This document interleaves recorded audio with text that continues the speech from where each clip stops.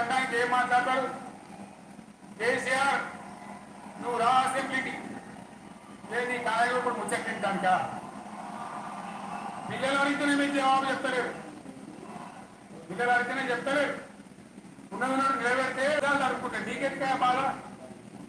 నువ్వు తీసుకుంటున్నా నీకు బాధ ఉండాలి కదా.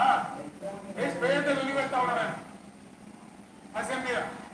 ఈ విధంగా చాలా గందరగోళంగా అవివేకంతో అజ్ఞానంతో చాలా ఘోరం చేసి అడ్డమైన మాటలని చెప్పింది.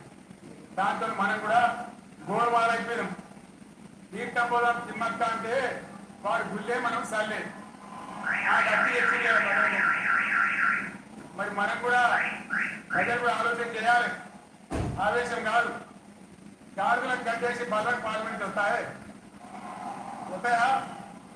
మరి ఇప్పుడు ఏం చేయాలో ఆలోచించాలి.